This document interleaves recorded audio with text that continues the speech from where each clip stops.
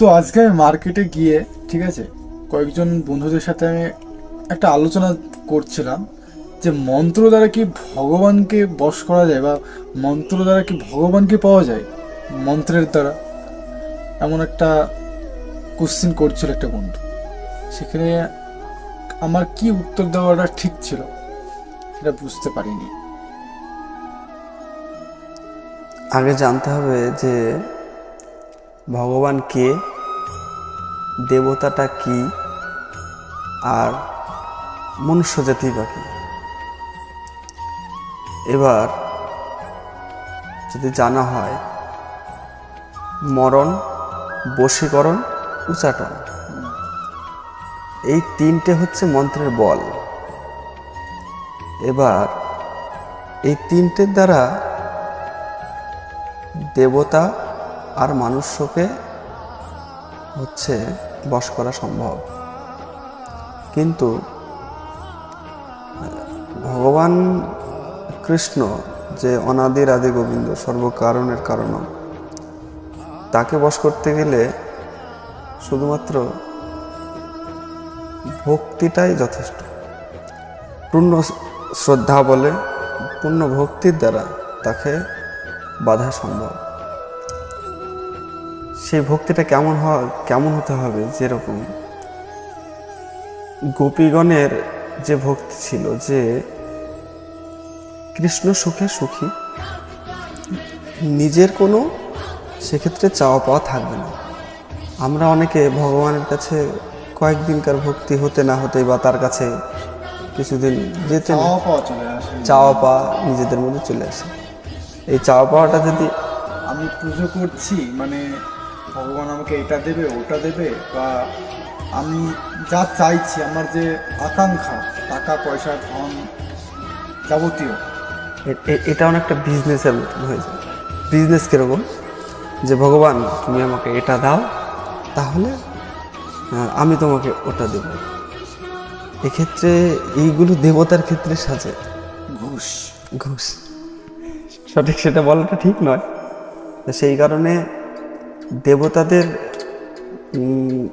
তাদেরও দিক থেকে যদি দেখা যায় যে তারাও যে বলছে যে তুমি আমাকে এটা দাও, ভগবান দেখি অনেক সময় দেখা যায় বা শোনা যায় যে ভগবান শিব ঠাকুর কে পাওয়ার জন্য অনেক ভক্তরা দেখা গেল না, অনেক ভক্ত আছে যারা কিলোমিটারের পর কিলোমিটার অনেক তপস্যা করেছে, হেঁটে এসে তার কাছে তাকে জল দেওয়া বা এটা ইদানিং এগুলো করছে এখনকার মানুষ।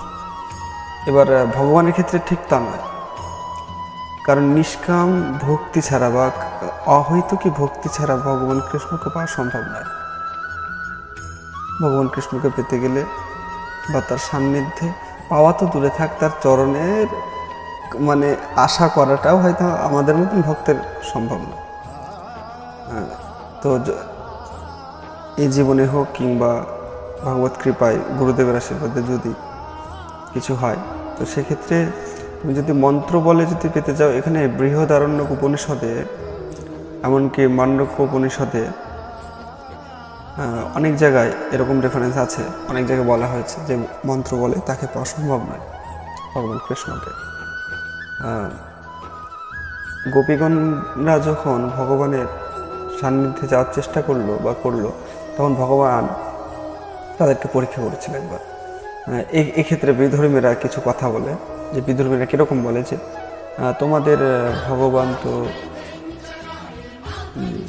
গোপীদের বস্ত্র হরণ করেছিল। এটা একটা বড় ভাইটাল একটা প্রশ্ন, যে হ্যাঁ, তো তারা হয়তো গ্রন্থ আদি দেখে কি দেখে না সেটা আলাদা বিষয়, কিন্তু সেক্ষেত্রে গোপীগণরা অনেকবারই সেই গোবিন্দকে ডেকেছিল, কিন্তু সর্বস্ব উজাড় করে। আগে জানতে হবে গোপীগণ ব্যাপার কি। এক্ষেত্রে গোপীগণগুলো হচ্ছে তারা আগের কলেবরে তারা মহিষী ছিল, তারা হচ্ছে ঋষি বা ঋষির মানে ঋষি পত্নী, কিছু কিছু বড় বড় ঋষি ছিল, তারাই হচ্ছে বরপ্রাপ্ত তাকে স্বামী রূপে পেতে চেয়েছিল। সেক্ষেত্রে বা তাকে দেখার জন্য যখন সম্পূর্ণ ব্রত শেষ করলো, কাত্যায়নী ব্রত। তো কাত্যায়নী ব্রত ব্রতটা কি? কাত্যায়নী ব্রত সেটা হচ্ছে কিন্তু যোগমায়ার ব্রত, যে যোগমায়া ছাড়া ভগবান কৃষ্ণের সান্নিধ্যে যাওয়া হয়তো একটু মুশকিল আছে। এক্ষেত্রে বৈষ্ণবদের মুখে সব কিছু শোনা যায়, বৈষ্ণবরা অনেক ক্ষেত্রে কাত্যায়নী দেবীর ব্রতে বা না পুজিব দেবী দেবা এরকম একটা কথা আছে। কিন্তু সেক্ষেত্রে আমরা যদি যাই বৃন্দাবন লীলাতে, গোপীগণরা কিন্তু কাত্যায়নী ব্রত করেছিল, মানে স্বয়ং মায়ের বিগ্রহ বা মূর্তি স্থাপন করে তাকে পূজা আশ্রয় করে তাকে আগে ভালো করে সন্তুষ্ট করলো। সন্তুষ্ট করার পরে বললো যে ভগবান, যে আমি তোমাদেরকে বর প্রদান করছি। এক কথায় গেটের থেকে ভিতরে যদি ভগবান এসে সাক্ষাৎ করতে গেলে ওই গেটটা স্বরূপ ধরতে হবে সে কাত্যায়নী ব্রত, মানে সে মহামায়া বা যোগমায়া, মহামায়া নয় যোগমায়া।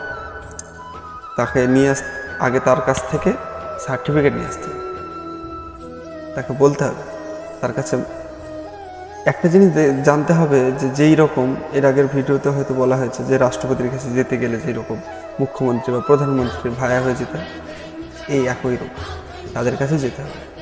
তো সেই ক্ষেত্রে বলা যেতে পারে যে মন্ত্র বলে ভগবানকে পাওয়া সম্ভব না। হ্যাঁ, এবার আমাদের যে বীজ মন্ত্র দিয়েছে বা যদি নাম বলে পাপ বুদ্ধি, একটা আমাদের দশবিধ অপরাধের মধ্যে একটা হচ্ছে এখানে যে নাম বলে পাপ বুদ্ধি। নাম করছে অনেক সময় দেখা যায় কি না, কিছু কিছু সাধক বা কিছু কিছু মনুষ্যকে দেখা যায় যে কোনো অপরাধ করার পরে হরে কৃষ্ণ নাম জাপ করে ফেলে, এটা কিন্তু নাম বলে পাপ বুদ্ধি।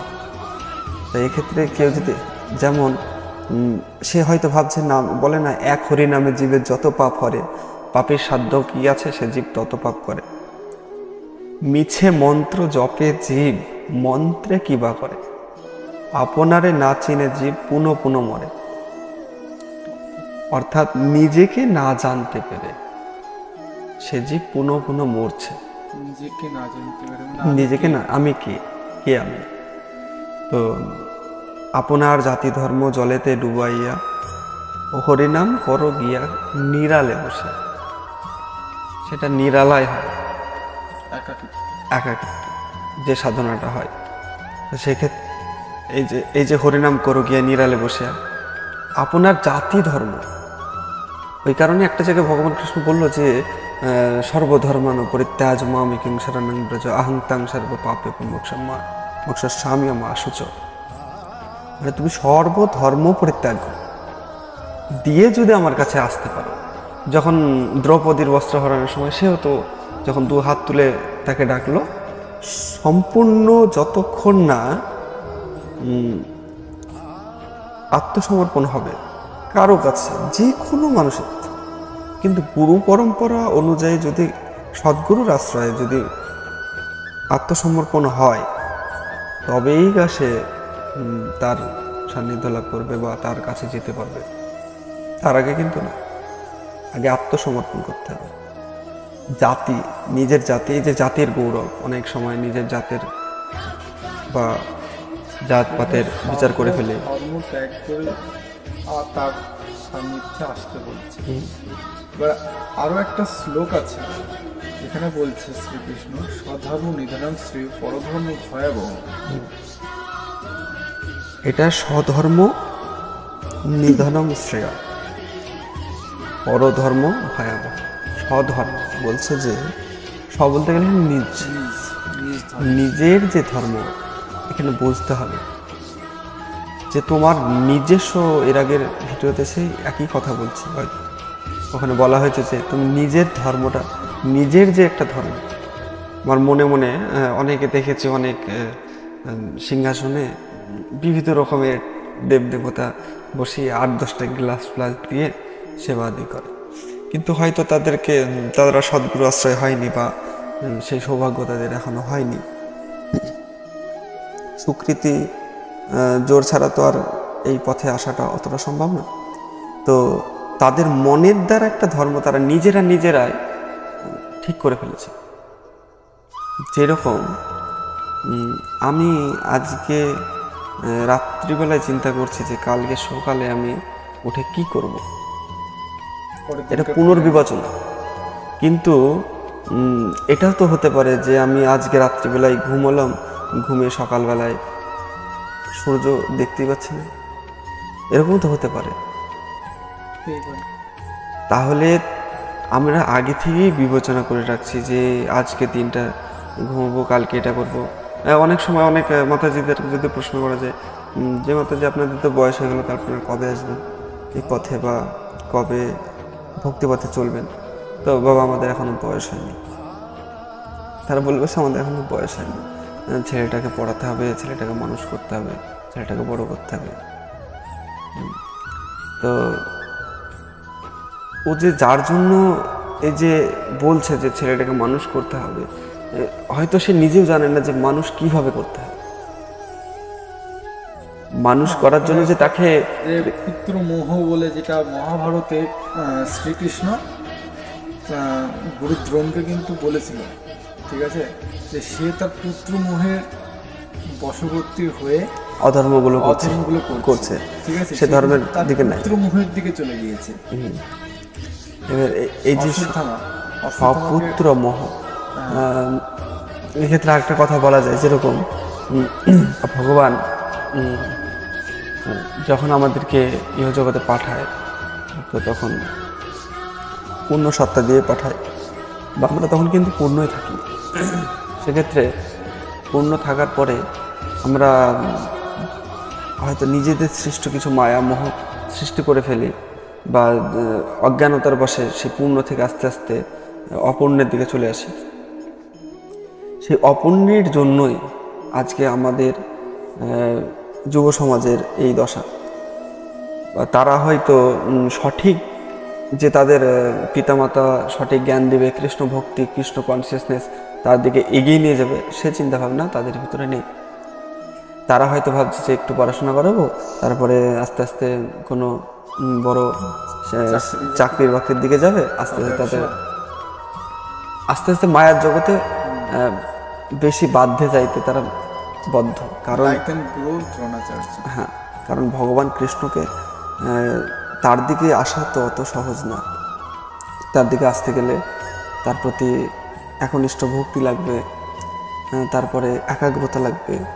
একাগ্রতাটা তো সম্পূর্ণ, কারণ এক্ষেত্রে বিবেকানন্দ অনেক জায়গায় একাগ্রতার পরে সম্পূর্ণ ফোকাস তার একাগ্রতার পরে, কারণ একাগ্রতা ছাড়া কোনো ভক্তি কিছুই হয় না।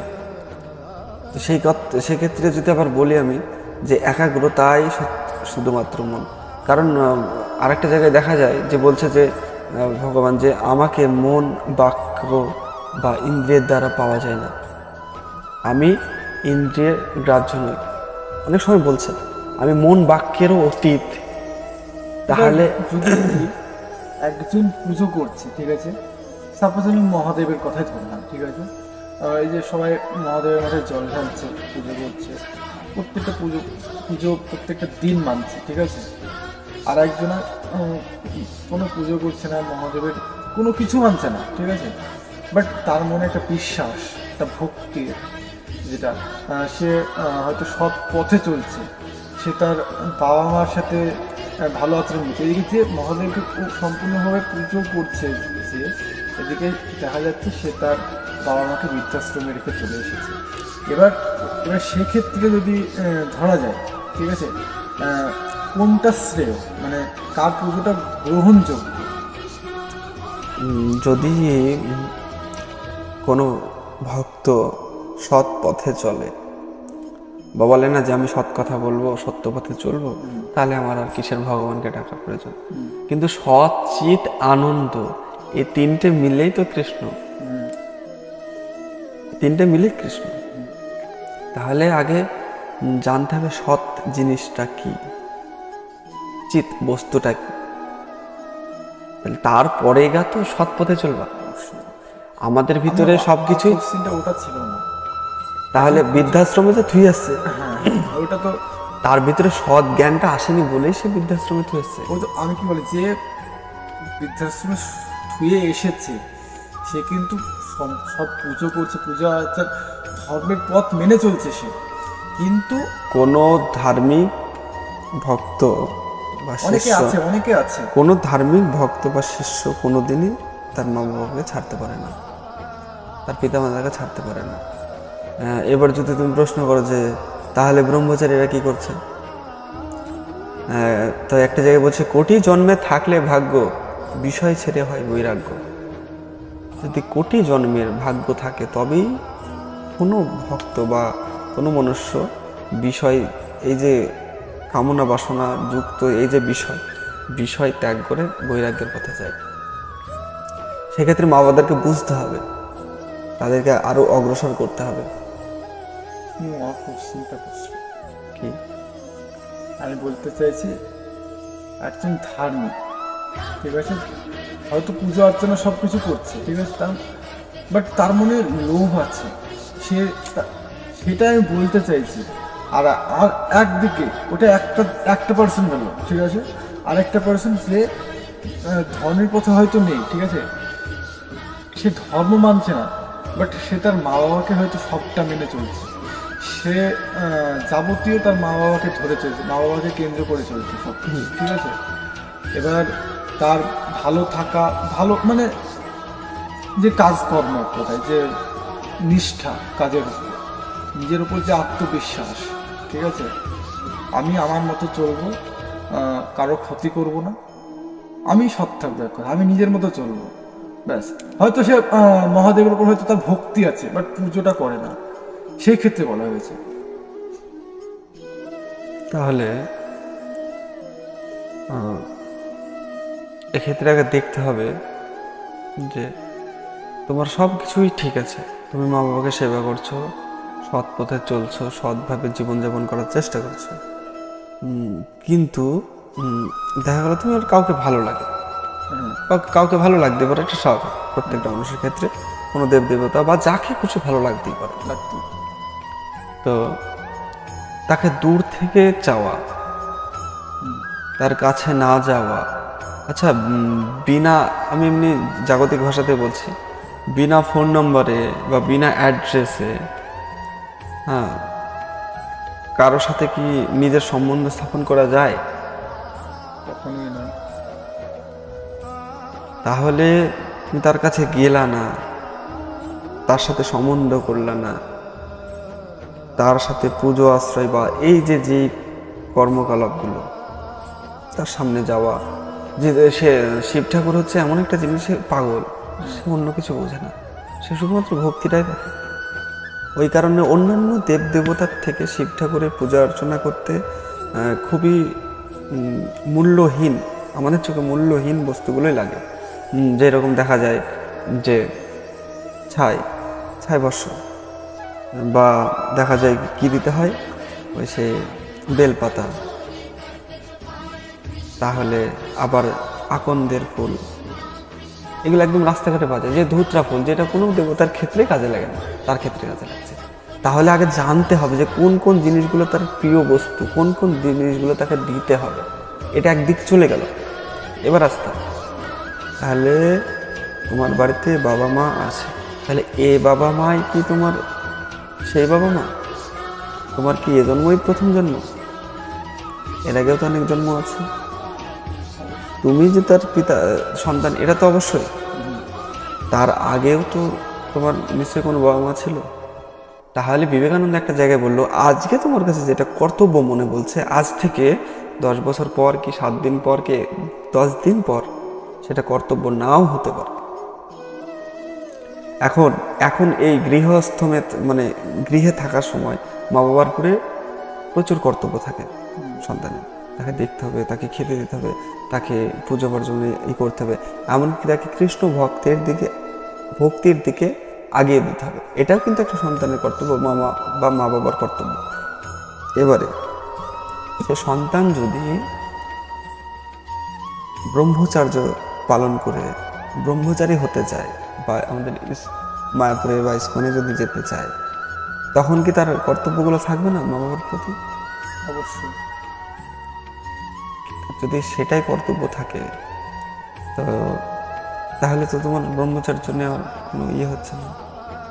ব্রহ্মচর্য চলে গেলে তো তাকে কে দেখবে, এ চিন্তা থাকে তো তখন থাকবে জাগতিক মানুষের। কিন্তু এক্ষেত্রেই বলছে ভাবছো বসে চলবে কিসে, তুমি ভাববার কে, তোমার জন্য যেভাবে তুমি ভাবো তাকে। তাহলে আমি জন্মানোর আগে আমার জন্য মায়ের স্তনে দুধ চলে আসলো, তাহলে আমি জন্মানোর আগে যে আমার জন্য এত কিছু ভাবে, তাহলে আমি চলে যাওয়ার পরে বা আমি তার জন্যই যদি থেকে বেরিয়ে যাই, শুদ্ধ মনে শুদ্ধ কায় মনে বাক্যে যদি বেরিয়ে যাই, তাহলে তাদের চিন্তা তো আমি করবো না, তাদের চিন্তা তো করবে তার জন্য। আমি যার জন্য সব কিছু ত্যাগ করে দিলাম। আর এক্ষেত্রে চাওয়া পাওয়া কোথায় আসছে? নিজে থেকে যখন আমি সব কিছু ছেড়ে দেবো তখন তার চাওয়া পাওয়া আসে না। আমি তো সব কিছু তার জন্য ছেড়ে দিলাম, তাহলে সে তো দেখছে। তাহলে ওই কারণেই বলে যে হিন্দু ধর্ম এমন একটা ধর্ম যেটা হচ্ছে ত্যাগের ধর্ম। অন্যান্য বাকি সব বেশিরভাগ ধর্মগুলো ভোগের ধর্ম। ত্যাগ ব্যতিরেকে ভগবত প্রাপ্তি সম্ভব নয়। প্রত্যেকটা জিনিস ত্যাগ। বর্তমানে যেটা হচ্ছে সেখানে কিন্তু ত্যাগ বলে কোনো বস্তু নেই। ওই কারণে জগতের আজকে এই দশা, ত্যাগ নেই। এই যে চারি সাইডে পাওয়া, এই যে সোশ্যাল মিডিয়া বা এদিকে ওদিকে চারি সাইডে দেখে সব কিছুই একটা লোক লালসার প্রতি আকৃষ্ট হচ্ছে। কিন্তু তার মধ্যে কিছু কিছু মহাজন বা এখনকার সব যারা সুন্দরভাবে ভগবত ভক্তিকে বিকাশের পথে নিয়ে যাচ্ছে, ভগবত প্রেমকে আরও অগ্রসর করার চেষ্টা করছে, তাদেরকে পিছনে আটকানোর জন্য অনেকে আছে। তাহলে সে যুগেও ছিল, এখনো আছে। তখনও ভগবান কৃষ্ণকে অনেকে চিনতে পেরেছে আছে। তাহলে তারা হয়তো একটা ভালো দিক, তারাই হয়তো স্বয়ং কলিকে, তারাই কলিকে, তারাই হচ্ছে কলি, ঘোর কলি। তারাই চেষ্টা করছে যে মানুষকে কিভাবে ভক্তির পথ থেকে পিছনে টেনে নিয়ে আসা যায়। কিন্তু সেই ফলস্বরূপ কি হয়? সত্য কোনো সময় চাপা থাকে না। তো সেক্ষেত্রে ওই একই কথা যে যদি ভগবত কৃপা লাভ করতে হয় তাহলে শুধুমাত্র মন্ত্র বা তন্ত্রের দ্বারাই যে তাকে পাওয়া সম্ভব, এটা ভুল ধারণা। মন্ত্রতন্ত্রের দ্বারা তাকে পাওয়া যায় না, একমাত্র ভক্তির দ্বারা, সাধনা। চৈতন্য চরিতামৃতে অনেক জায়গায়, একটা জায়গায় বললো রাধা, আমাদের ভগবান চৈতন্য মহাপ্রভু আর চৈতন্য মহাপ্রভু আর রায় রামানন্দের কথোপকথনে চৈতন্য চরিতামৃতে একটা জায়গায় আছে যে তুমি যদি ভাবো যে জ্ঞানের দ্বারা তাকে পাবা, সম্ভব না। উপনিষদে অনেক জায়গা আছে জ্ঞান মার্গে, যোগ মার্গে, যম, নিয়ম, আসন, প্রাণায়াম, এসবের দ্বারা তুমি তাকে পাবে, তাকে পাওয়া সম্ভব না। যদি জ্ঞান থাকে, তুমি জ্ঞানের দ্বারা তাকে পাওয়ার চেষ্টা করছো। যদি প্রেম থাকে, ওই কারণে বলছে প্রেম ভক্তি সর্বসাধ্য সার, প্রভু কহে ইহ বাহ্য আগে কহ। তারপরে বললো জ্ঞান মিশ্র প্রেম ভক্তি সর্বসাধ্য সার, ইহ বাহ্য আগে কহবার। তাহলে জ্ঞান মিশ্র, যদি জ্ঞান মিশ্র হয়ে থাকে তাহলে সেটার দ্বারাও পাওয়া যাচ্ছে না। তুমি দেখা গেল কাজ, অনেক সময় দেখা যায় হয়তো মহারাজরা বা আমাদের প্রভুরা অনেক এগুলো দেখতে পায় না, তো আমাদের এইদিকে হয় ওইগুলো কীর্তনের আসরে যে তারা হা হুতাশ করে কেঁদে ভাসিয়ে দিচ্ছে। এদিকে যখন দক্ষিণার বেলায় বা যা কিছু চায় এখনকার যেহেতু কীর্তনীয়রা, তো সেক্ষেত্রে তারা আগে দেখে নেয় যে আমার পকেটে কত টাকা আছে, কত টাকা দেবে। তাহলে যে ভগবত কৃপার জন্য ভগবত বিগ্রহে এত কান্নাকাটি করছে, এত কিছু করছে, সে স্বয়ং তো হারিয়ে ফেলেছে নিজেকে। তাহলে সে তার ভিতরে কি করে জ্ঞান এসছে যে আমার কাছে কত টাকা আছে, ক টাকায় দিব আমি তাকে? তাহলে এটাও কিন্তু জ্ঞান। তাহলে ইহবাহ্য, এতেও পাওয়া যায় না তাকে। বলছে তাহলে জ্ঞান শূন্য প্রেম ভক্তি স্যার, সর্বসাধ্য স্যার, জ্ঞান শূন্য। যদি জ্ঞান না থাকে বলছে ইহ হয়, জ্ঞান না থাকলে তো অজ্ঞান। তাহলে যদি আমরা ধরি যে আমরা যখন তার চিন্তায়, তার সান্নিধ্যে যাওয়ার চেষ্টা করার জন্য একই নামে একই জায়গায় বসে যদি তার নাম স্মরণ করি, তার নাম চিন্তন করে, তাহলে আস্তে আস্তে আস্তে আস্তে আস্তে সে নাথিংয়ে গিয়েই পৌঁছায়, মানে নাই। ওখানে গিয়ে আবার সে তন্ত্রমন্ত্রে কিছুই পাওয়া যায় না। তখন দেখতে হবে যে একা স্বয়ং আমি আর আমার প্রভু, কেউ না। আজকের মতন এখানে রাখ।